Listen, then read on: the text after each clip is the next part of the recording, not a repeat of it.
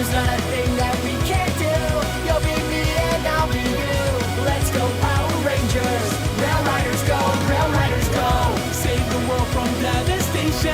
Light the way with imagination. Let's go Power Rangers. Rail Riders go, Rail Riders go. Rail Riders go, Rail Riders go. Rail Riders go, Rail Riders go.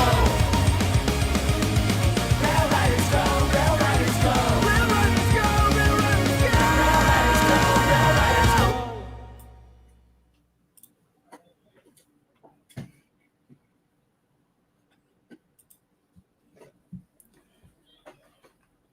Song sucked.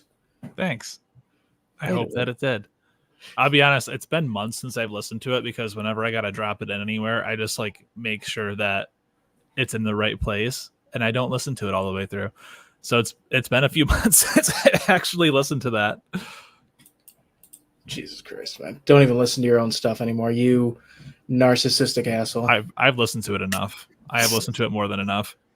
As have I at this point. And you probably more than me, frankly, because, you know, what I could say, yeah, I was listening to it on an ungodly amount was when I was editing the video. You, on the other hand, were sitting there banging your head against it for months while I sat there and said, what the fuck is this? Yeah, pretty much. Yeah. You're like, hey, this needs to be better. And I'm like, cool, how so? I don't know, just better. Can you do it again, but good? Could you just fix it? Could you just write me something that doesn't suck? Please? Thanks. And you know what? I don't regret a moment of it. I'll tell you what. Because you know what? We got something good out of it. Yeah. Yeah. I'd say so. So, for those of you who don't know, this is Jake Clark. This is the fellow who has, let's be honest, pretty much the reason why 90% of our fan base is here is because of those damn songs. So thank you, Jake, for basically building our YouTube channel for us. Of course. Anytime. Let me know if you want me to do it again. You know what? I would love to. How about with a third season? I can't take credit for that. But yeah, no, absolutely. I'm stoked. Dude, I firmly stand by that if it was not for you, yeah, we would not be where we are. I just wrote a song and it seemed to jive with people a lot more than I was expecting, which is really cool because, you know, I've been doing music for a long time and, you know, I feel like doing this was something like, oh yeah, you know, there'll be quite a bit of people who think that this is cool, but I didn't expect this sort of response to everything. So it is kind of really, really cool to see everybody jiving with it. I think what helped was because you said you spent a lot of time just listening to past theme songs and you got very immersed into it for a quick minute. You're like, I know exactly what's supposed to go into these things at this point. Much better than I think even like most like fans who have been around since the beginning, because you came in with not only a fresh perspective, but you came in with that hyper focus of just like, I'm not worried about the show. I'm worried about just the music. Yeah, it was pretty much just, you know, dissecting and figuring out what exactly they were doing with the music, because Power Rangers is kind of like musical whiplash. Like you never really hear anything repeat itself too many times unless it's like, you know, an overall part. But like listening to like each individual section, it's just like, hey, this thing's happening. Oh, all of a sudden there's something that comes out of nowhere and then this crazy thing happened. And so like I had to sit down and like try to figure out what was happening with the music in general. And I think I probably watched, I want to say like at least 3 or 4 seasons worth just in a row, trying to figure out what was happening, how I needed to create it, especially when it came to the theme songs, because they are very unique and very creative in a lot of different elements than just, you know, this is a rock song or this is a, you know, it has to feel like Power Rangers, and there's a very specific way that that's accomplished. So spent a lot of time with it. I just realized I did not post any of this, like the links and shit. So I'm going to do that really quick. So how did you get into music? Like, what's your backstory? Who is Jake while I fix this little fuck up? Well, it started back in 1994 when I was alive. I keep forgetting that you're my age. I constantly think you're like Autumn's age. Yeah, no, I'm old. I'm 1 foot in the ground. I got a tombstone picked out. My back hurts, my knees hurt. I'm getting ready to file for Social Security. I'm old as shit, man. But yeah, no, I mean, music's honestly been a big part of my life growing up. Like everybody in my family was a musician. Everybody plays some sort of instrument, so it was just always a part of my life. And it wasn't really until after we graduated high school, some of my best friends and I created a band, and we did that for about 7 years. We, got to do a bunch of cool stuff, toured a little bit, did the record label thing. And then, after a time, we were just kind of like, hey, that was fun, but, we're going to move on to new things, new ventures, and, called it a day in 2019. And it wasn't until after that when I started really diving into doing music for like, film and short films, done a few commercials, really trying to do like film music as opposed to being in a rock band. So, lots and lots of practice of trying different instruments, lots and lots of practice just being a musician. I still barely know what I'm doing, but so long as it keeps being fun, you just kind of keep going. So, I mean, yeah, I think what was the first project that we worked on together? Was that Wait for My Call? Was that the horror one? Were you on Distortions? I was. That's right. That's where we met. Yeah, so that was the very first one. That was actually the first film that I composed. So yeah, because I just remember you. Yeah, I just remember like this. I just remember you just like showing up. I'd never met you. Granted, I had met a lot of people that were that day. Like first time meeting Autumn, first time meeting Caitlin, first time meeting Marguerite in person.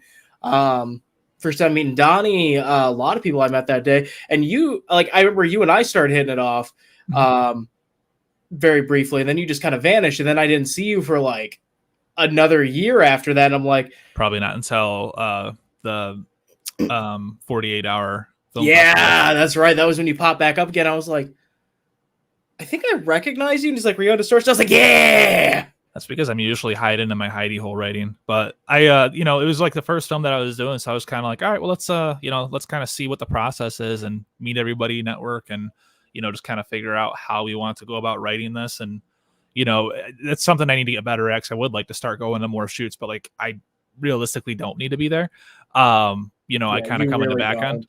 But it is always cool to meet everybody part of the project rather than like working on something for months and then, one day there's a premiere and it's like, oh, hi, yes, we've never met before, but I've seen your face over and over and over and over again, but yeah, no, I mean, we've worked on quite a bit together. Wait for My Call, Distortions, 48-hour Film Fest. I mean, I think there's, a couple of Sam's projects, Porky, yeah. And then, Paladins and Rail Riders. Yeah, and that's when we started really hanging out and talking more, is when I was like, hey, can you actually, no, it was Marguerite who was just like, hey, like if we really want to, let's hit up Jake and let's see if he can help us with the ADR. And I was like, would you also be interested in helping with the music? And you were like, sure. Mm-hmm. And just cascaded. And what is it now again? Like, is 2 years later, fucking 17,000 subs. We've gained millions of views. All in the back of your hard work. Thank you. Thanks. Yes. I do my best. I just hit buttons and hopefully good sounds come out. And somehow they do. I'm just glad we could get to, take good credit for your work. I do my best. Thank you. I try to make it sound like I'm doing less than what I'm actually doing. But but no, it's definitely been cool. It's definitely been a ride the last couple of years, and so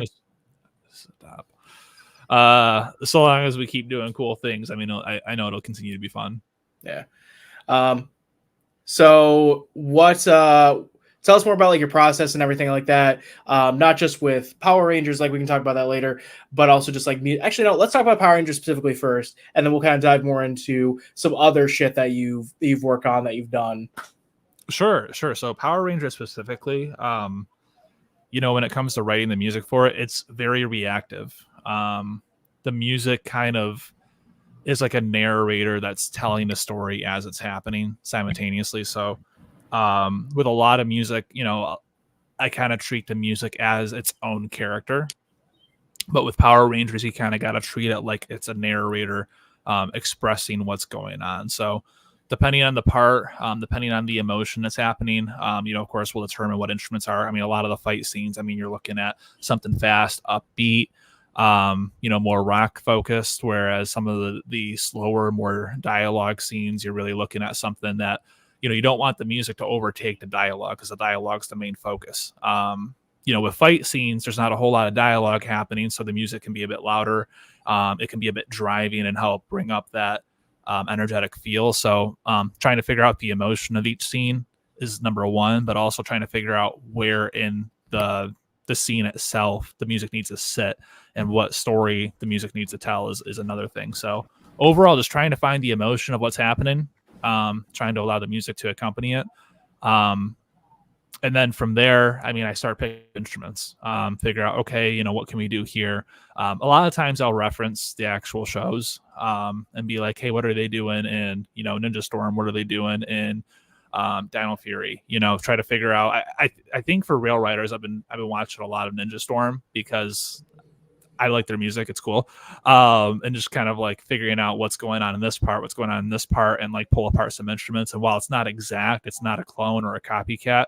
I think that pulling a lot of those elements from that and a lot of those instruments, those like wacky sounds that you hear, really does help it feel like Power Rangers at the end of the day. So just kind of going in that order, really. And then you just push buttons and things happen. Exactly. I mean, well, what kind of software do you generally use? So I work solely out of Cubase. It is a digital audio workstation, I think is what DAW stands for. I don't know. But basically, I can pull up, all my tracks, see, guitars, pianos, horns, strings, whatever, see all the tracks there. And then I can also pull up the film on another screen. So while I'm watching the film, I can go in, set the tempo to what I want it to be at, and then write the music as the film's happening. So that way I can, I don't got to guess, I don't got to figure out, oh, is this going to work? Is this not going to work? In there, I can also loop a part. So if there's like, a 3 or 4 minute scene, or even just like a 30-second part that I'm writing specifically for, and I just want to loop it over and over again to figure out, a part like, oh, hey, there's a guitar part, but something's missing. I'll just like loop this section over and over until I can figure out what's missing, write something cool, drop it in, move on to the next part. So Cubase is really cool for that. Hans Zimmer uses Cubase. If you watch any of his tutorials, he writes everything out of there, and then like he brings it to the orchestra and then records it through there. Our producer, actually both of our producers on the albums when we were in bands both use Cubase. And just watching them do that, I'm like, okay, cool. I wasn't familiar with too many other DAWs, so I just kind of jumped into it, and I was like, oh, all right, well, I mean, fortunately, this one's really good for writing music for film, so we're just going to keep using this rather than relearn a new one. But Cubase is super cool, and it does a lot. 10 out of 10 would recommend. So, because I know more like, what was more of like your style when you were like in actual bands before you were writing, songs about color-coded teenagers with attitude? We were like pop punk, emo, or like Midwest emo. Rather than writing about, depressed, Power Ranger teenagers, we were just writing about depressed, not Power Ranger teenagers. Yeah, Midwestern problems like corn. Exactly. Midwestern problems, like, oh man, my hometown is too close to where I live. Oh no, my feelings got hurt. Things like that. Mostly stuff that you would listen to in your bedroom and cry to at night. But I kind of make fun of it now, but I mean, it was fun. I mean, it was, our first project, and I felt like we were kind of similar to like Taking Back Sunday, Yellow Card, a lot of those 2000s rock bands is kind of our biggest influences. So, just some good rock music. I feel like we were pretty creative when it came to lyrics. I kind of talk crap about it, but it's still my favorite project. But I mean, like, what was it like transitioning from, again, like you said, this creative, more emo take on music to Power of the Rail Car? Yeah, no, that was, I mean, actually, it's funny, in Rail Riders, the theme song, all the vocalists that you hear in it is us from the band. So you kind of got like Stories Untold does Power Rangers. So I mean, the lyrics themselves, yeah, I'll admit are a little bit cheesy, but I mean, you kind of gotta be when it comes to, teenagers in, primary color morph suits fighting giant monsters. It's, you gotta have fun with it. But I feel like, there are some lyrics that kind of got a little creative. And then there's also just, I mean, it wasn't too much of a shift because it was still in our style, still in our, genre, I felt like, but it was just Power Rangers, so just, it kind of felt more like a cover song in our style, more than anything. So what I think you need to do eventually, if you guys ever do like a reunion, concert or whatever, and you're just like, hey, let's just get back together for this random show or whatever. I swear to God, if you don't put Rail Riders on that set, just blasting all this emo music, and all of a sudden, hey guys, we're just gonna play Power Rangers real quick. The fuck? It's about trains? I'll be honest, that'd be a hard sell, but tell me it wouldn't be so funny, and it wouldn't turn so many heads. I mean, if we got fans of Rail Riders coming to any future shows, I mean, that had to be a consideration. I think our drummer was the only one that didn't really have any input in the theme song. I mean, I think he came to listen to the drums and was like, no, try this, maybe like once or twice. But I mean, aside from that, I mean, if any fans of Rail Riders came out to a Stories Untold show, maybe I could sell the rest of the guys on doing it, but I don't know. We are writing a new EP. That has been something that's been in the works just because, we all kind of miss writing, even though we're not officially a band anymore. We just want to get together and write. So who knows when that'll come out? Maybe sometime later this year, maybe next year, but whenever it's done, it'll be done. Just whenever you feel like it. Yeah, pretty much. Yeah, just like pretty much every episode of Rail Riders. Just whenever you feel like it. Exactly. Just like whenever it's done. Yeah. It'll come out. Yeah.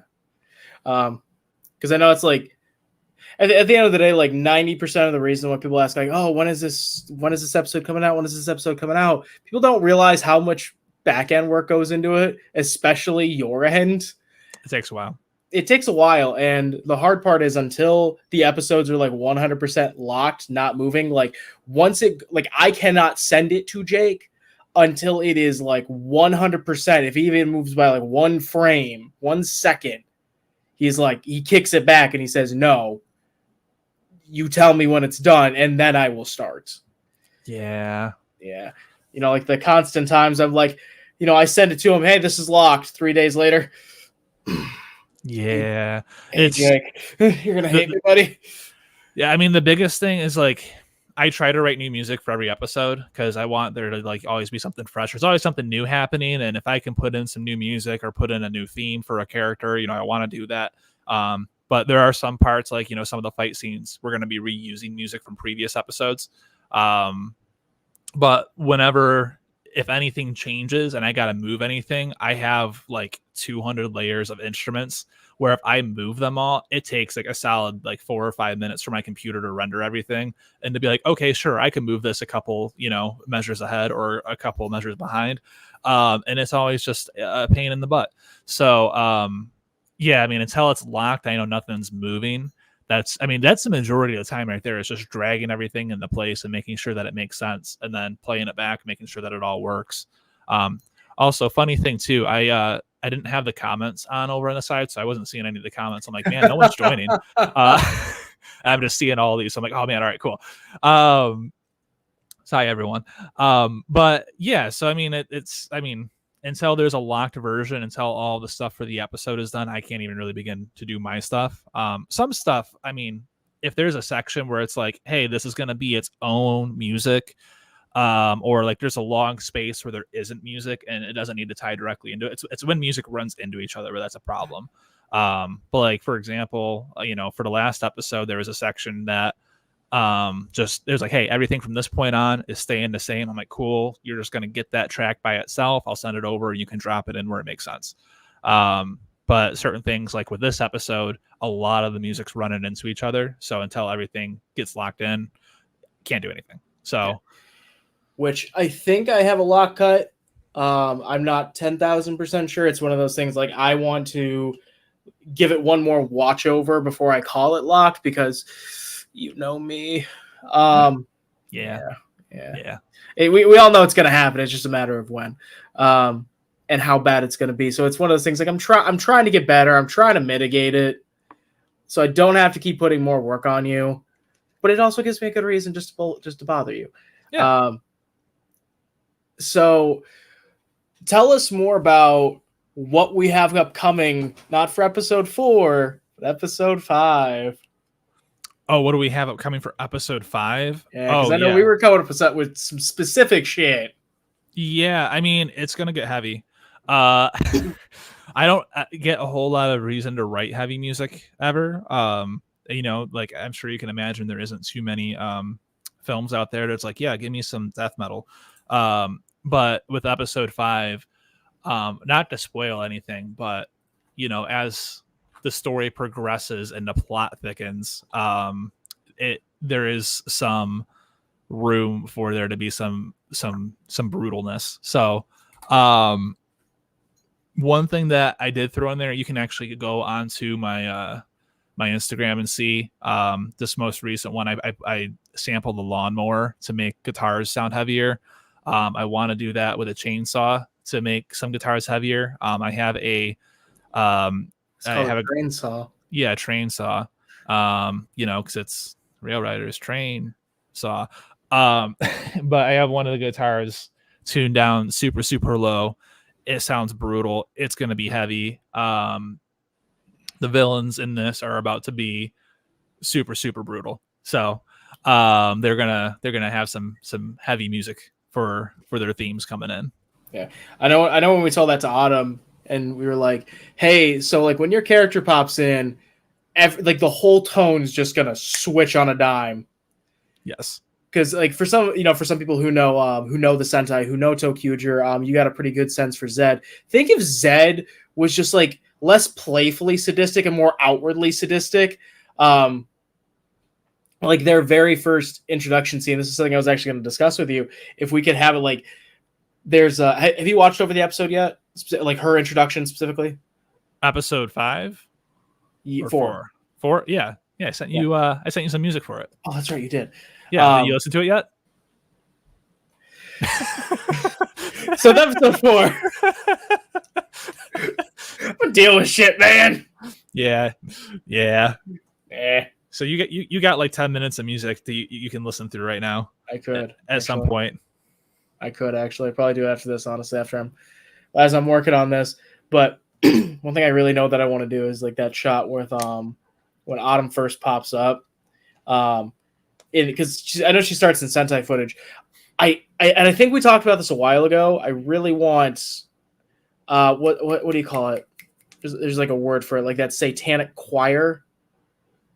Satanic, just a choir. Yeah, like that chanting, and it's just like that fucking like Death Note music. I'm like, I will say the music that I sent you for the introduction of that character is inspired by Final Fantasy VII, specifically Sephiroth's theme. Yes. So it's in rough draft form right now, but I wasn't sure if you actually. Cool. Yeah, I wasn't sure if you had actually done anything for it yet, because again, I haven't listened to it. Yeah. But yeah, I can tell you that pretty much everything from like, I think it's like the halfway point on. It's the it's that shot that I was saying like, hey, I need to go back and get this. And then I actually told you last night, like, yeah, I gotta go shoot some extra stuff with Josh, with Schwartz. But I was able, because originally I thought I had Sentai footage for it. And then I look back and I'm like, why don't I have Sentai footage for this? What's happening? And I'm scouring through the entire show and I'm like, is this what I thought I was going to use? No, why did I think that? Crap. And I was like, all right, I'll just go, go get some pickup shots with Josh. And then, because it's already been taking so long, it's like, we got to get this thing out. Right. I was like, let me take one more look over. I'll review the footage that I was originally going to use. I stand by it would look better if I were to go back and do pickup shots for it and reshoot it. But it's one of those things like, it's only a couple seconds. Yeah. Buried in a 30-minute episode. Is it really worth holding the entire thing up? You know what I mean? It's one of those things where you just kind of gotta be like, hey, here's what happened with production. We're gonna fix Boo Boo. We're just gonna put a Band-Aid on it and keep moving. But yeah, no, I mean, I will say, I didn't do anything with Autumn not in Sentai, so up to there. But I do have plans. I feel like that's when the train saw is going to have to come out. Is during that scene. At least for a little bit. There's like that quick little hint of it, and then when we get into her actual fight, in a later scene, I'm not going to say it's in episode 4 or 5. That's when I think that train saw needs to just go full fucking. Yeah, 100%. There's that one scene I can see it in my head. It's the I can't wait to see it with the effects finally put in. God. I need to yeah, because I got to get over to Andrew. Not that Andrew. I'm actually working with a different Andrew. Oh.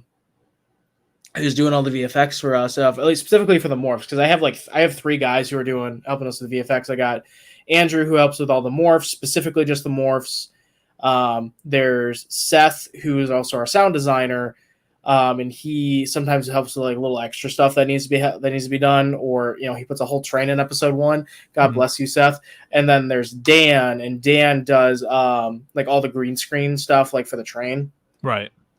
So yeah, that's kind of their shtick, and I'm really excited because I think I've shown you. Have I shown you the helix shot? Helix shot? I don't think so.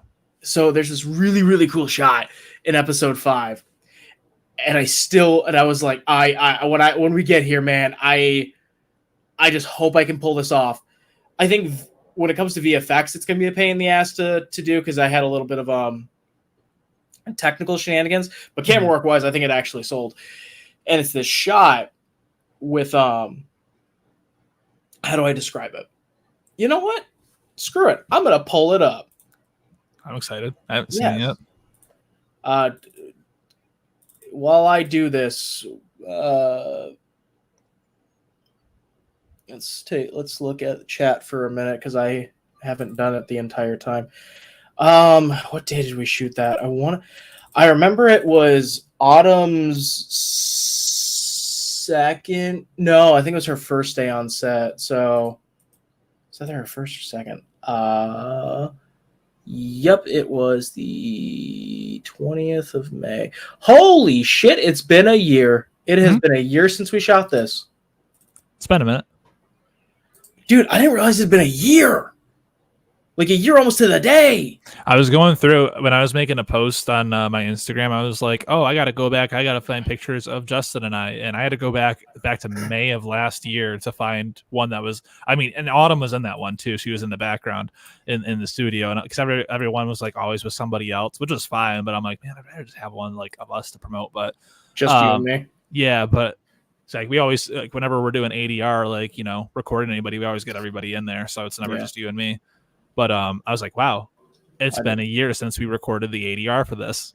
That's a good question. Tell us about like the ADR process for Power Rangers. So basically, the actors learn their lines. They go into the booth. So I guess technology side wise, I'll pull up the film on a separate monitor in the vocal booth. So there's vocal booth, there's the glass. I'm sitting right here at my desk, and they'll read the, everything that's going on for the script on the video itself, or like on the episode itself. They'll have like the dialogue, and I just messed up. I can't. Yeah, we put all like subtitles and captions, so that way the actors don't have to constantly look down and look back up and look down, look back up and try and time it that way. No, it's all right there. They can see it. They can see exactly what the timing is, where those lines should be. What where those certain movements should be on certain words, but yeah, it's ADR itself is a whole fucking process. They have the actual dialogue with the scene itself, so that way they can match up their words. Like if a character's moving a certain way, or if they're getting hit in a certain way, or depending on what's going on in the scene, they can see exactly what's happening with what's happening on screen, so how they should be projecting themselves. But we'll throw them in the booth. Sometimes Justin will hang out in there. Sometimes I'll just say, hey, that sucked, do it again, do it better. And then I just berate them for like 8 hours. Yeah, because we'll sit in that booth for a solid 8-hour sessions, just every single time. We still got to do what 1-2 more sessions for Beast Hunters. I got a sticky pad here. I think maybe. Let me Yeah, see. because we still got to do Henry. We still got to do Anthony. We still got to do Nick. Those might actually be the last, and then we still got to do So we got Christian. we got all yours done. Yeah, mine are done. Kit's done. Josh is done. Mark is done. Murr is done. Rochelle is done. Gina's done. Here I found the clip. All right, scenes. All right. So yeah, you guys are gonna get to see this clip. This is from, I'm not gonna say what episode, but you can see like, when this was all done and shot. This is done a year ago, May 20th, 2023. And this is, I still think this is one of the best shots we've done so far. Charlie, take 10. Fucking love this shot. I don't think this was like the take. This might actually be the take.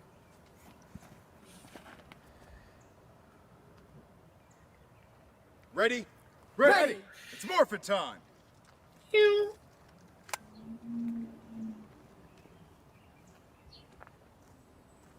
And then you're just going to see the ding, ding, ding, ding, ding. Did he use this location in episode 2? Yeah. Full steam! Back to 1. You can. We all say I'm just. I'm watching him and waiting for him. That's to the say problem. Like I say it, then the camera goes back to him, and he does the. Okay. Oh, we're, Yeah. How about this? now when the She's got some donuts in her ears. She does. not ready.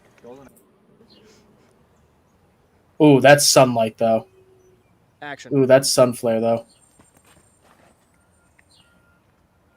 Ready? Ready! It's morphin' time! Yeah, this took us like... on this fucking camera. Yeah, this took us like 20 tries. Because it was so freaking tricky trying to keep Autumn in the foreground. Ready? Ready! And spin around her. And keep that gimbal. Yep. And keep her there. Yeah. That's a tough shot. God, it was worth it, though. Full steam! And then you see the glow effect. And we just do it individually for everybody.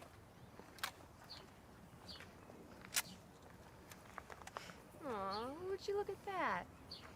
It's past your morphin' time.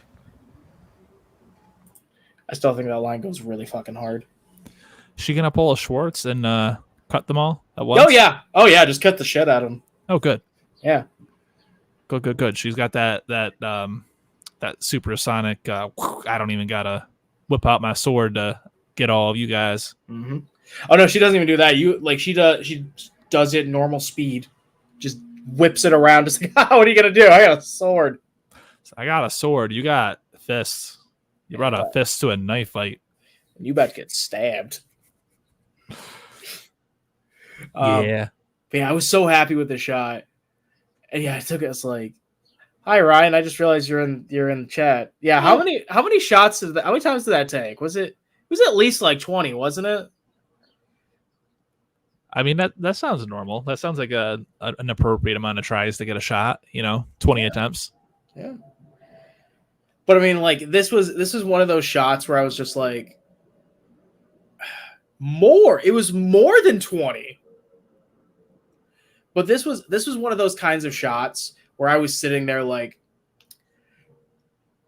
this needs to be perfect.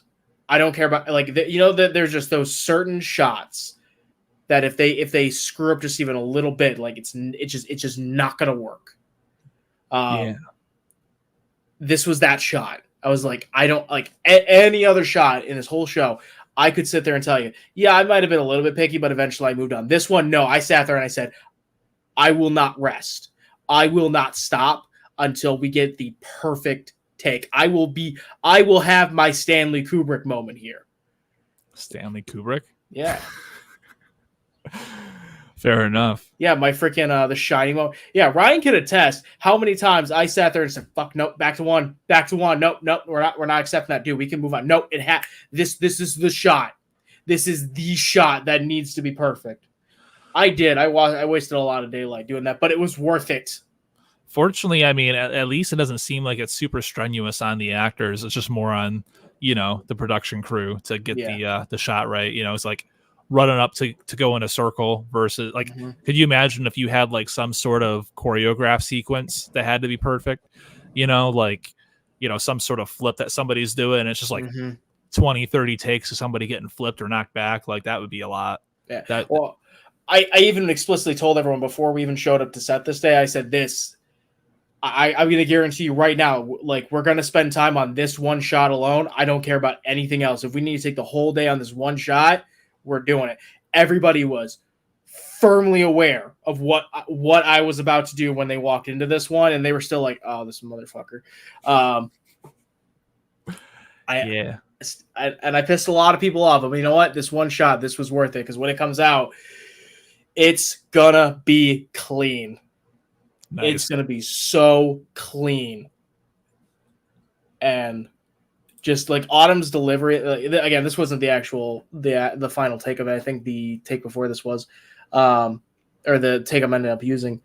But yeah, her delivery of that last line, "Oh, it's past your morphin' time," was so fucking cold. So fucking cold. She's got a few cold lines, from what I've seen. I wrote Erebus explicitly with the idea of like, I want this to be like the coldest, most badass villain who just drops the fucking nastiest one-liners you will ever hear in your life. Like every other word out of their mouth is just the sickest one-liners. And I think it really pulled off, and I think Adam was able to really sell it. I think so too. Okay. Plus to the makeup and just the overall wardrobe, I think it really helped sell it as well. Oh yeah, that chest effect that she did was so freaking cool. Yeah, like for those of you who probably haven't seen it on Instagram, like if you look, like when the episode drops, the cracks in the chest, that's all a prosthetic, and it moves. It looks like tectonic plates, and it is gnarly. And then I told her, hey, we missed some shots with you, and I wanted to get her like the couple weeks after, and then I never was. And here we are a year later, and she still hasn't gotten back with me to be like, yeah, let's go shoot this. Because every single time that I've been like, hey, when are you available? Oh, around this time? Cool. Let's do it around this time. And then she's not available. And now we're a year later. And I actually texted her. I was texting her yesterday, and I was like, hey, we're kind of out of time. Yeah. Get your ass over here. I'm sorry. If I gotta drag you out, I gotta drag you out. Yeah. That's a difficult look to replicate too. Yeah.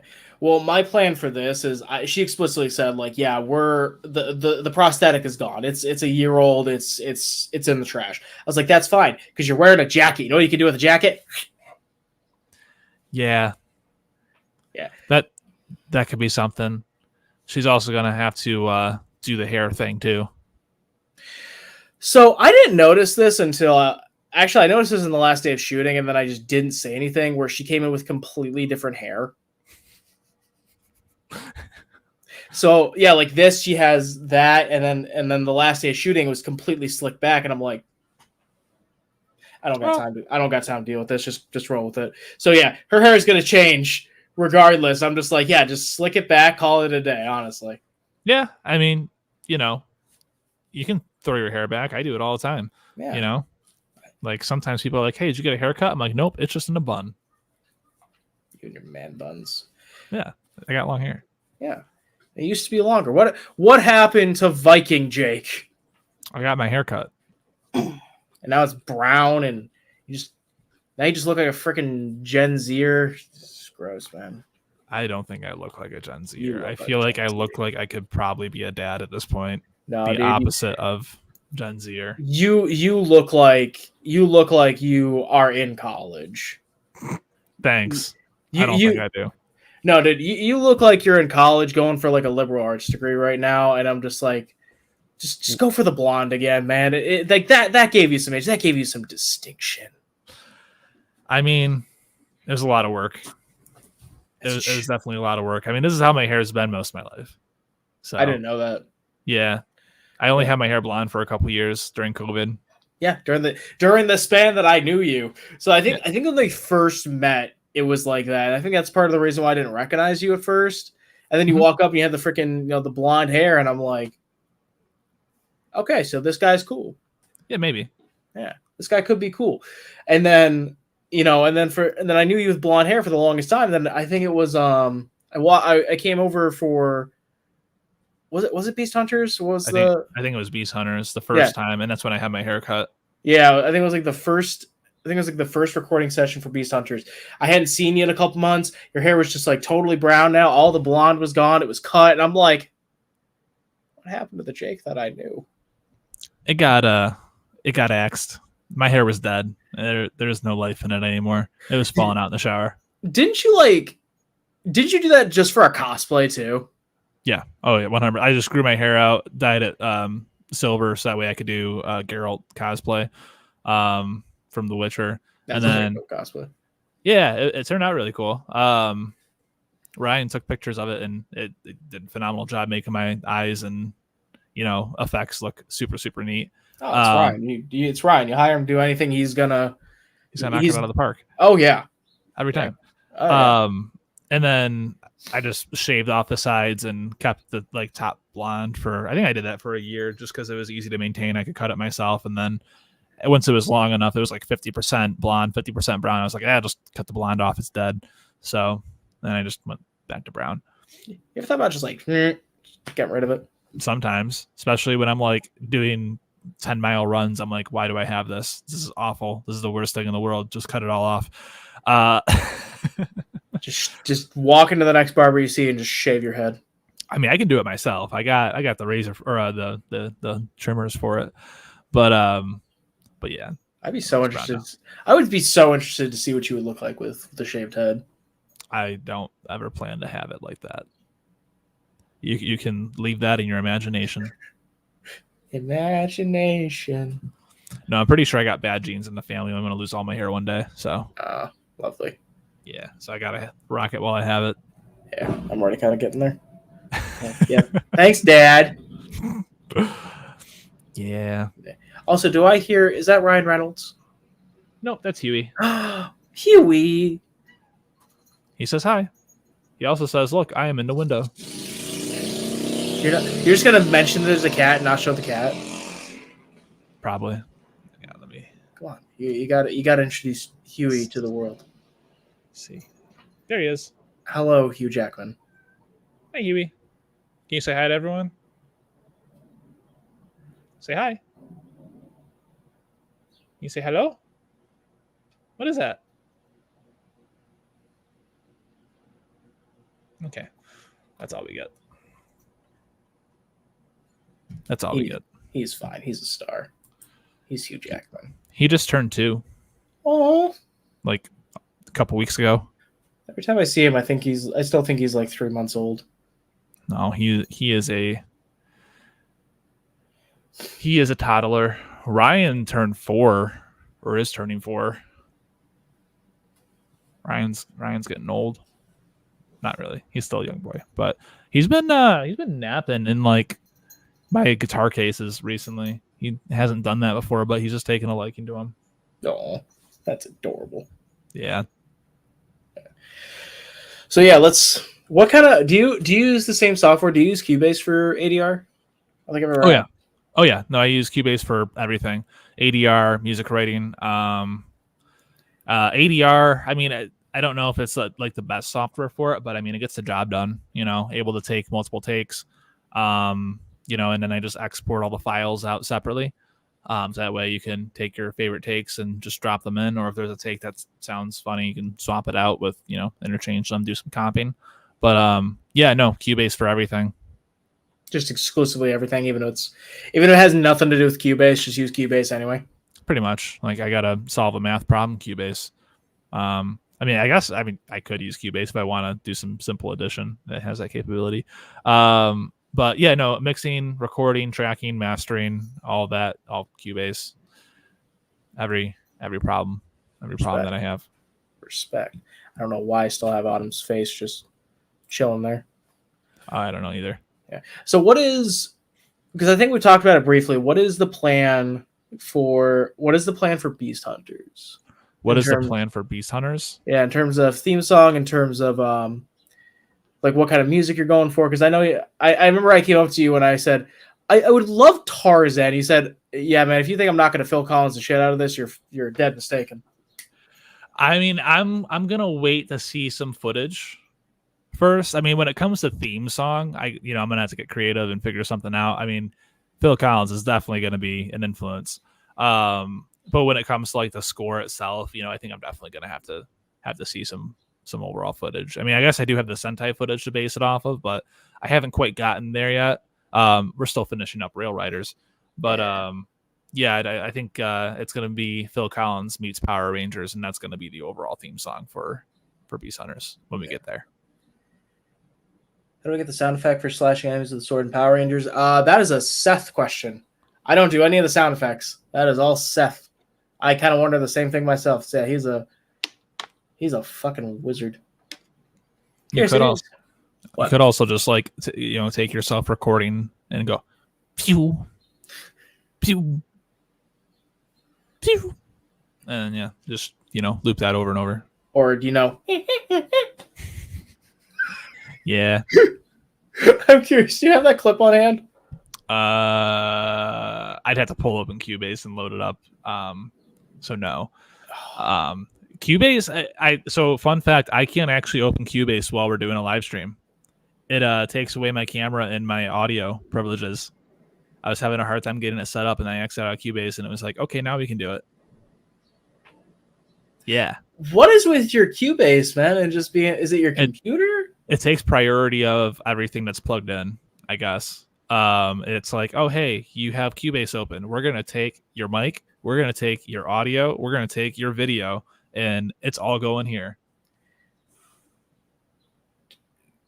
Jesus Christ, I mean, that's now that we're program. going, I can try to open it and see. It probably won't. Probably not. Probably not.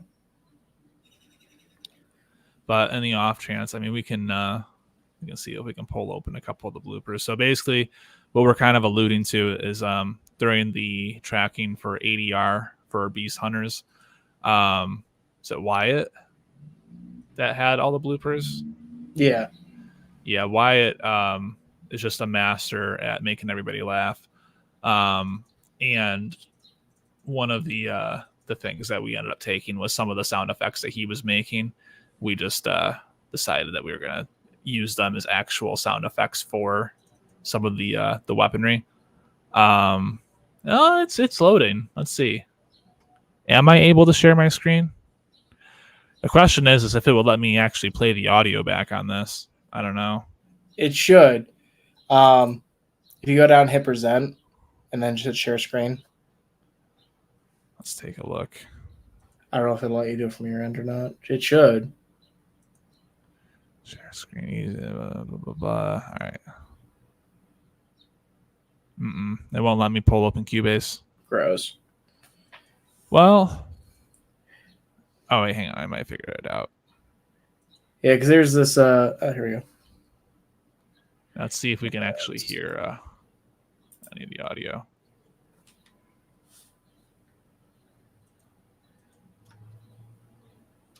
Can you hear that? No.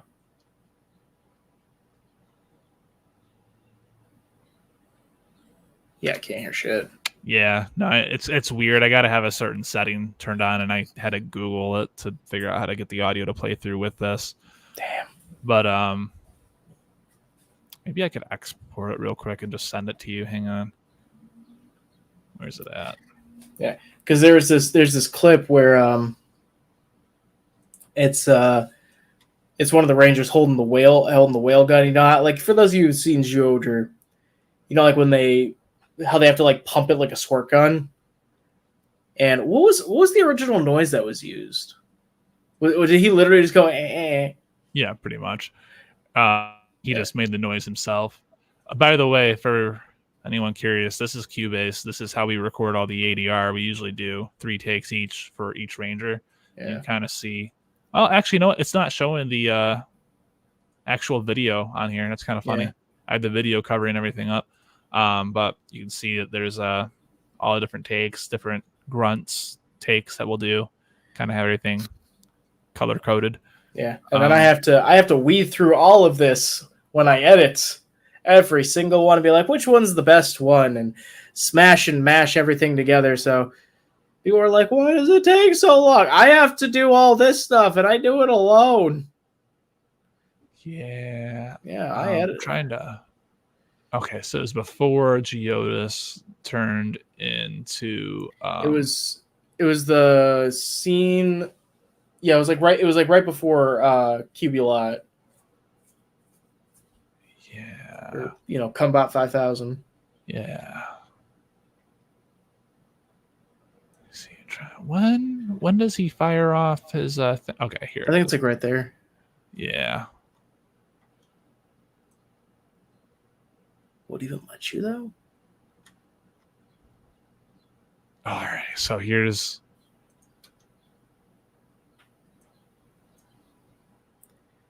I don't hear shit.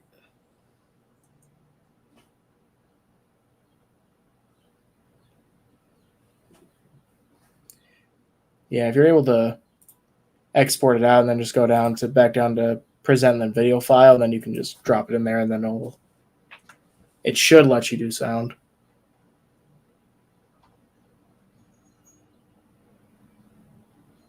Yeah, I'm just gonna export it. Which do you want this blooper?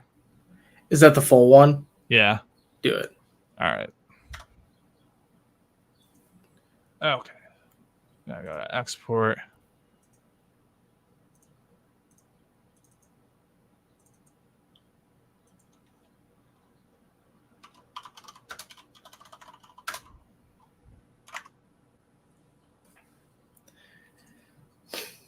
Can't tell you how many hours I've spent just staring at these little freaking squares, just staring at them as they're getting recorded, and then just hearing Jake go, "Do it again, do it again, do it again, do it again."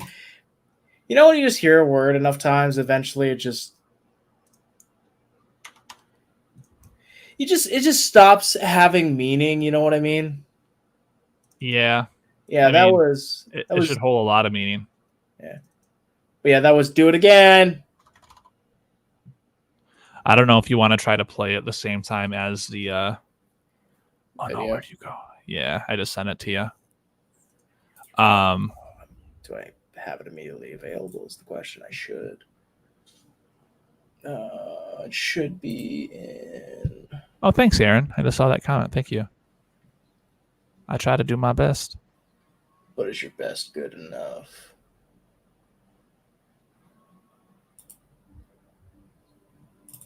Let's see here. I gotta dig through these. I changed. Hi, Ryan. Uh, Going back, I'm terrible about looking at these comments. I don't ever do live streams. I'm trying to get better about them, but I work so many damn hours every single day, so it's What's up, Dan? Hi, not Sophia. easy. All right, let's pop open. I'm probably gonna have to do it through Premiere, honestly, because that way I can just go click. I'll stop sharing. Okay. Yeah, if you just want to send it to me real quick, and then I'll. Yeah, I sent it over to you. I'll just bullshit it.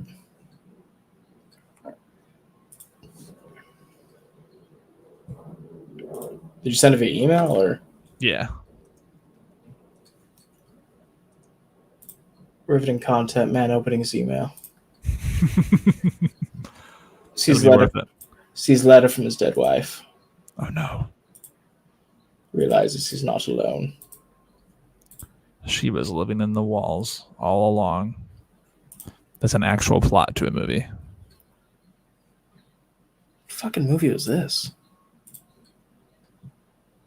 Autumn would have to tell me, I think. It was bad. It was really bad.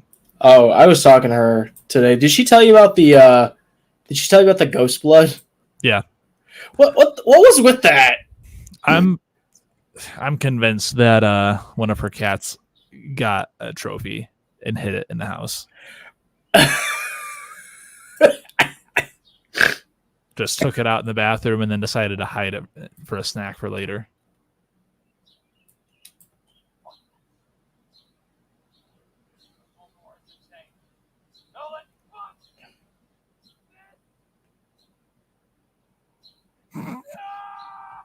Okay, I think I found it. Just gotta figure out where to place it now because this is gonna be fucking glorious.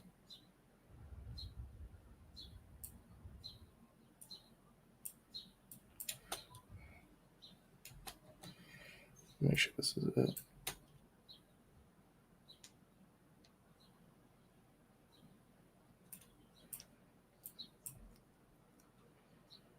I also forgot we got some of Got some of what?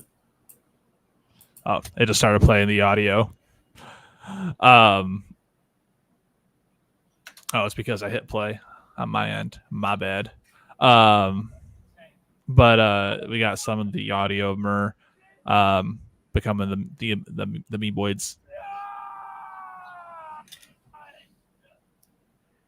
Making gremlin sounds.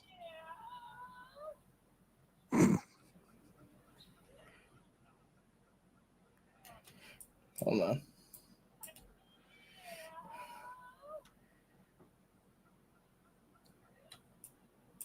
It's supposed to be right here.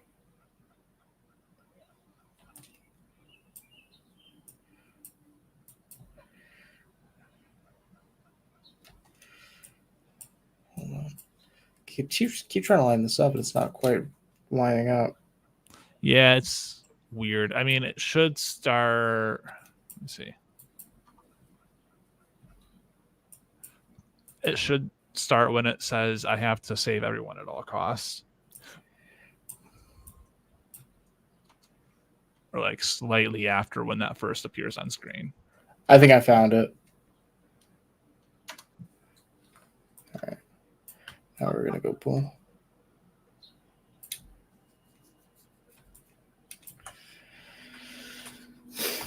All right. Who wants to watch Cubulot get a face full of cum?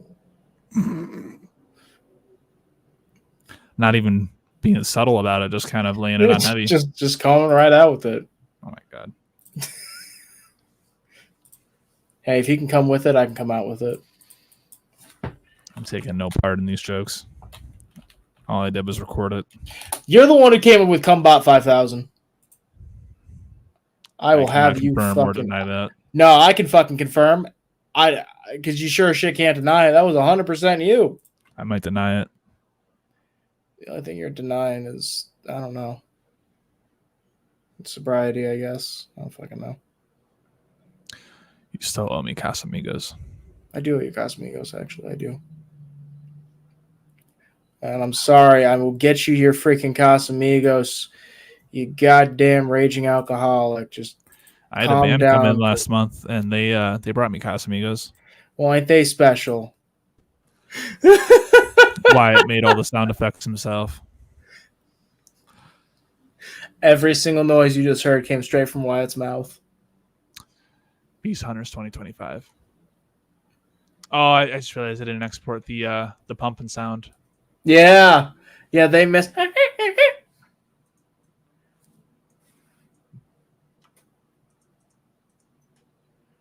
Yeah, so there's a little preview of Beast Hunters. I've been watching it now for so freaking long. I just kind of forgot. Nobody's that our fans haven't actually seen any of it yet. This is the first clip of Beast Hunters we're showing. Beast Hunters 2025. I mean, if we're lucky, it'll be 2025 at this fucking rate. I just sent you the the pumping sound. The beep, beep, beep, beep, beep. You really drop that boy in. God, okay. Just redo it, I guess, with the pump. Because you can't dump with no pump, you know? Yeah.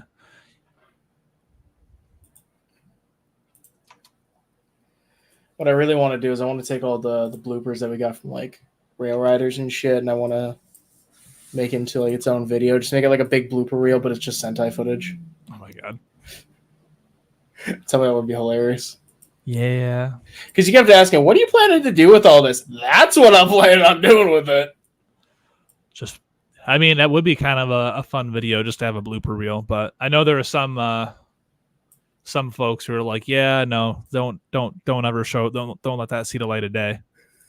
So, you know, you have to be selective with it. Yeah.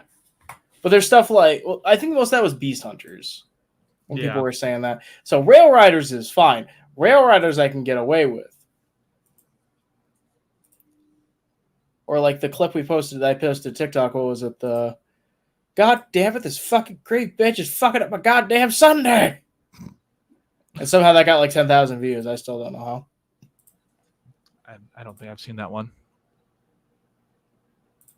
I think that was Kit, right? Yeah. You didn't see that video?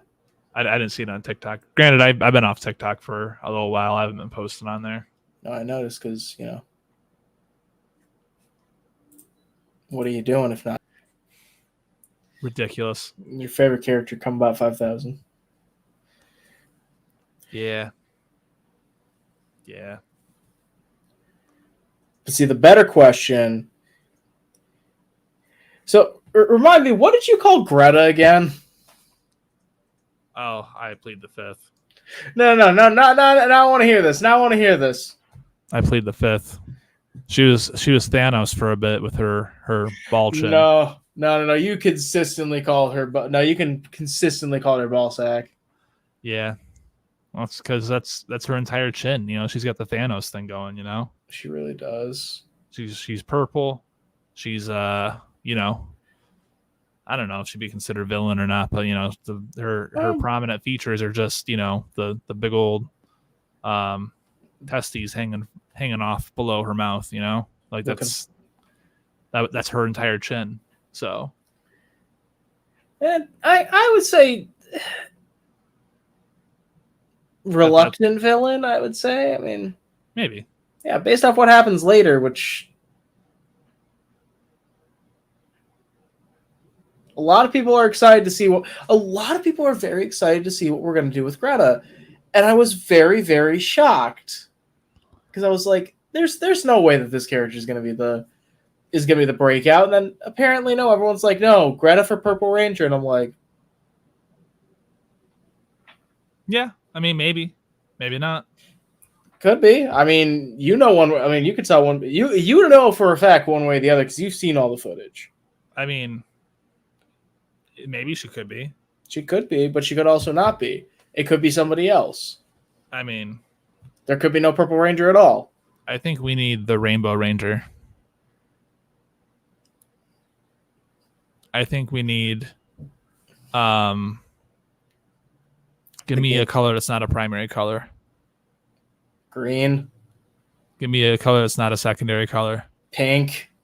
Give me a color that's not a tricolor. That's it. There's primary, secondary, and tertiary. That's all there is. Yeah, tertiary. Well, give me something that's in between. White? No, that's the absence of all of them. Black? That's all of them. I'm just asking for one color.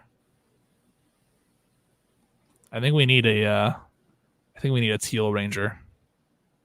You know what teal is? It's fucking blue. No, I think it's more green. You're gonna have to look up colors now.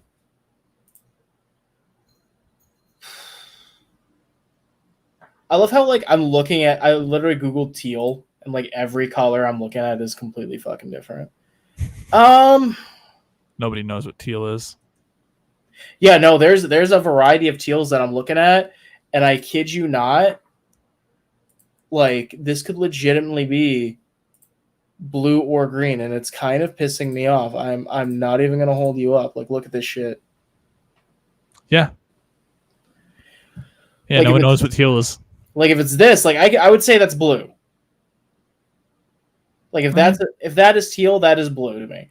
But then there's this, and that's green. That's straight up green. How about Avanta Black Ranger? A what? Dance of Black. Oh, isn't that the like true Anish Kapoor. black? Yeah, it's like the black is the black, and Anish Kapoor sells it for a stupid high amount. Well, there was very briefly a Black Ranger in Tokyo during Rail Riders. What happened to him? He was red, and then he got really, really, really, really, really, really pissed off. He just got emo. Yeah, actually, he got really freaking emo.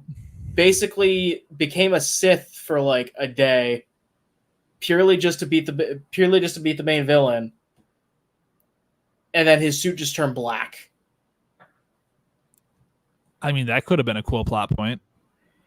Yes, but one, wasn't enough time, especially for the other stuff they wanted to do.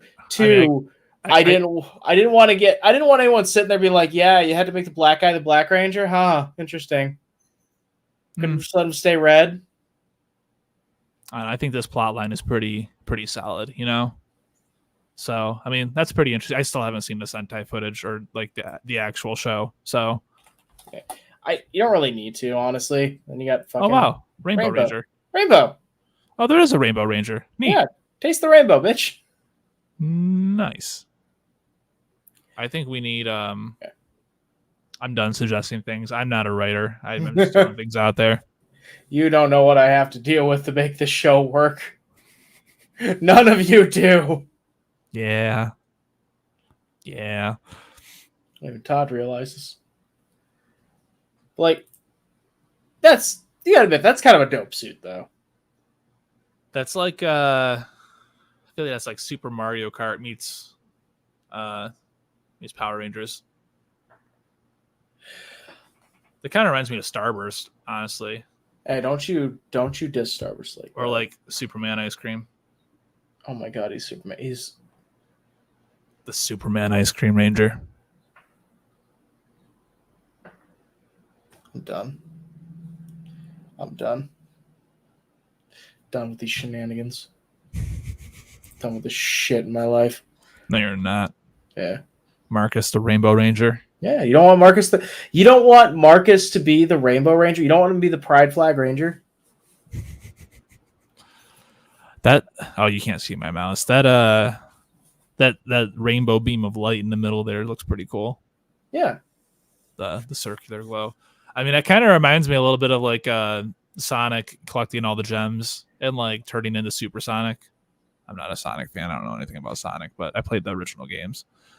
Well, do you know about all the excessive porn that comes alongside it? No. There's like I don't know. All right. La la la la la la. There's a huge hentai fucking background behind it, dude. I don't want to know about that. Oh yeah, it is considered, dude. I don't want. Sonic? I said I don't want to know about that. I think Sonic's in like the top 10 most searched characters for porn. Oh my god. Yeah. No. Or like his verse. I'm exiting out of this ADR. Yeah, I probably should exit out here. No, I think that's. Oh, hey, thanks. Odyssey says this guy makes great music. Because he I'll does. take. He says stuff out for. No, you know what? That's I agree with that sentiment right there. I am good with that.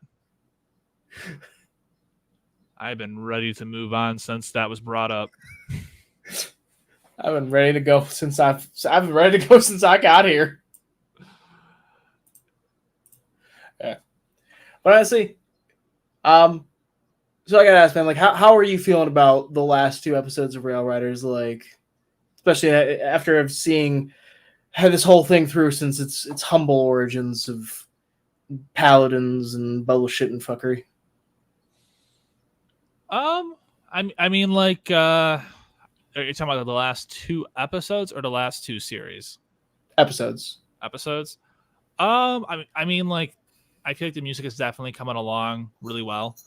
I feel like the thing that I like about Rail Riders is I feel like we're able to tell a lot more complete story. A lot more complete story with everything, because there's more time to tell it, and there's a lot more character development, a lot more that you can dive into. So I really feel like that allows for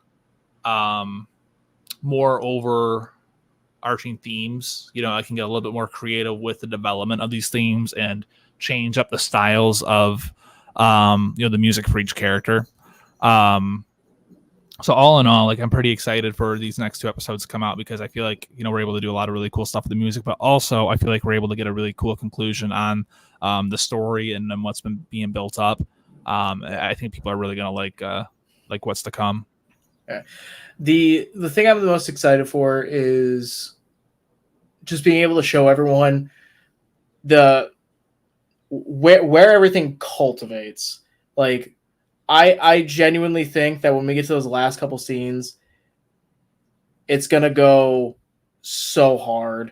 And what I sincerely feel like what we're able to accomplish in just 5 episodes is more than a lot of other seasons were able to accomplish in 40.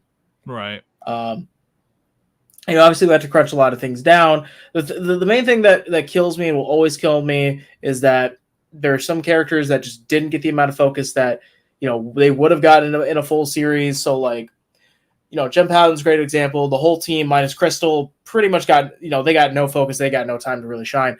With Rail Riders, everybody got more time to interact as a group. And we got some focus on, San.